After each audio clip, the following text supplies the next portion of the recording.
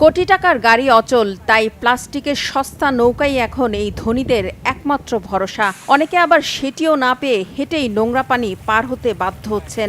এক ঝড় বৃষ্টিতেই বিশ্বের অন্যতম ধনী দেশ সংযুক্ত আরব আমিরাতের দুবাই শহর হারিয়ে ফেলেছে তার জাঁকজমক আর জৌলুস।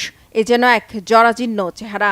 বৃষ্টি কমলেও জলাবদ্ধতায় কার্যত অচল দুবাই। সবচেয়ে ভয়াবহ বিষয়, প্রবল ঝড় বৃষ্টিতে প্লাবিত দুবাইয়ের ধনীদের বিশাল বিশাল দামি অট্টালিকা আর দৃষ্টিনন্দন সুরম্য প্রাসাদগুলো, উঠান, ঘরের ভেতরের প্রতিটি জায়গা সবখানেই এখন থই থই পানি। জলাবদ্ধতা আর পানি ঢুকে নষ্ট হয়ে গেছে দামি দামি সব আসবাবপত্র, টাইলস, বাগান আর লনগুলো। নোংরা পানিতে ডুবে গেছে প্রাসাদের ঘরগুলো। বন্যাপ্রবণ দেশগুলোর জন্য এমন দৃশ্য যতটা স্বাভাবিক, ঠিক ততটাই অস্বাভাবিক মরুর দেশগুলোর জন্য।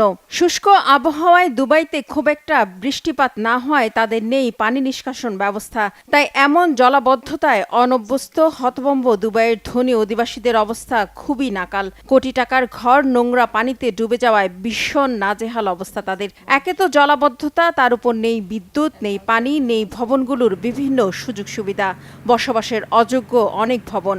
এখনো সবকিছু স্বাভাবিক না হয় ক্ষুব্ধ অনেক দুবাইবাসী। এখানে বিদ্যুৎ নেই, পানি নেই, ভবনগুলোর ভেতরে সব সুযোগ সুবিধা বিচ্ছিন্ন হয়ে গেছে। পোকামাকড়ের উপদ্রব বেড়েছে। এমন অবস্থায় আমরা দুবাই ইলেকট্রিসিটি অ্যান্ড ওয়াটার অথরিটিকে ও পৌরসভাকে ডেকেছি, কেউ আসেনি। আমরা পুলিশকে ডেকেছি, কেউ উদ্ধার করতে আসেনি। আমাদের সহায়তা করতে কিন্তু কেউ আসেনি। অনেকেই বাড়িঘর ছেড়ে গেছে, সবাই ক্ষুব্ধ। আমাদের বাড়িতে সব বাথরুমের ড্রেনেজ থেকে এখনো নোংরা পানি বের হচ্ছে। সবকিছুই এখন পানির নিচে। আমার পুরো বাগান, আমার পুরো বসার ঘরটি, আমার সমস্ত আসবাবপত্র, গ্যারেজ সব ভেসে গেছে। আসলে এই দেশে এমন ভয়াবহ বৃষ্টিপাত হবে এটা কখনো ভাবিনি। তাই এই নাজুক পরিস্থিতির জন্য আমরা কেউই প্রস্তুত ছিলাম না। যদিও বৃহস্পতিবার সকাল থেকে পানি সরিয়ে নিতে শুরু করেছে কর্তৃপক্ষ, তবে এখনো জলাবদ্ধ পরিস্থিতির খুব একটা উন্নতি না হয় অনেকেই শিশু, বৃদ্ধদের নিরাপদ জায়গায় সরিয়ে নিচ্ছে। বলা যায় কোনো রকমে পালিয়ে যাচ্ছে তারা। সরকারি লোকেরা পানি সরানোর কাজ করছে, কিন্তু কত সময় লাগবে জানি না। আমরা সবাই অপেক্ষা করছি। আমি আমার বোনের কাছে চলে যাচ্ছি। ভাগ্যক্রমে আমার বন্ধু ও আত্মীয়রা একটি নিরাপদ জায়গায় রয়েছে, তাই আমি সেখানে চলে যাচ্ছি। অনেকে ছোট, বয়স্ক মানুষ আর কুকুরগুলো বাড়ি থেকে সরিয়ে নিচ্ছে। জিনিসপত্র বেশিরভাগ নষ্ট হয়ে গেছে, যেগুলো পেরেছি বাঁচিয়েছি। ঝড় বাদলের কারণে যান চলাচল না করায় অনেকেই কর্মক্ষেত্রে 30 ঘন্টারও বেশি সময় আটকে আছে বলে জানা গেছে। অবশ্য আটকে পড়াদের উদ্ধারে আর ধনীদের চলাচলের জন্য এগিয়ে এসেছে কিছু স্বেচ্ছাসেবক। দামি গাড়ি হারিয়ে এই প্লাস্টিকের নৌকাতেই চড়তে বাধ্য হচ্ছেন দুবাইয়ের অনেক ধনী ব্যক্তি।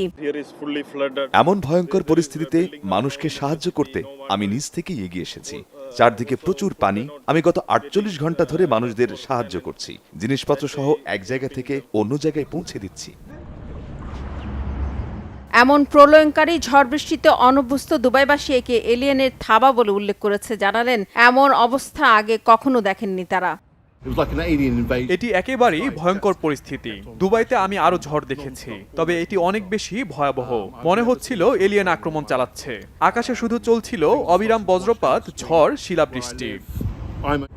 রিফাত জামান, বাংলাভিশন নিউজ ডেস্ক।